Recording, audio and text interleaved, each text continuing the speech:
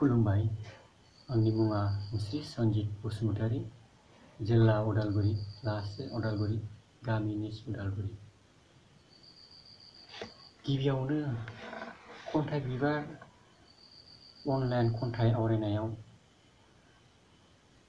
हाबाफारिखौ दैदेनगिरि मानगोनां बिथां लोगोसे बिथांनि गासै हेफाजाब दैदेनगिरिनिसिम गोदान बोसोर रंजालि बैसागुनि बयनिसिमबो गाहाम हामलायनायखौ आंनि गोसो गोरबोनिफ्राय बावहरनाय थाबाय। बे समाव आं नोंथांमोननि अनलाइन खन्थाइ आवरायनाय हाबाफारियाव आवगायनो सानबाय। आंनि खन्थाइनि मुङा जाबाय उदां बोथोर। उदां बोथोर।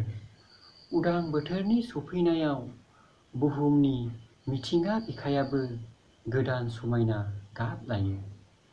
उदांनि बिलिरनायाव रानस्रावनाय बुहुम बिखायाबो बारदै सिख्लानि सारफावनायाव खिलिहोयो मिथिंगानि बिफां बिलाइनि गोरलै बिलाइ।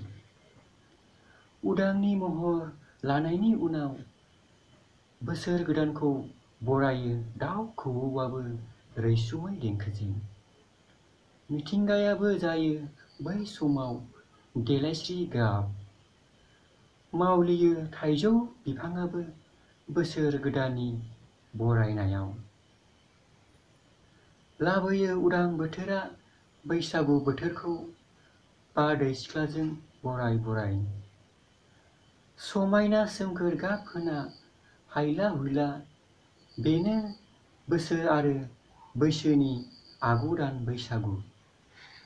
सम आरो बोथोरनि हांख्रायनायाव मिथिंगानि समायना गाबजों दाउ खौवौनि गोदै रैसुमै देंखोजों बोदोर जायो सुबुं माहारियाबो बैसागु रंजायो।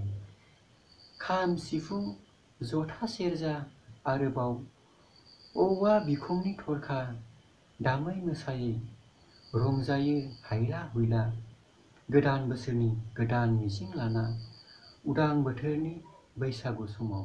गोजोन्थों।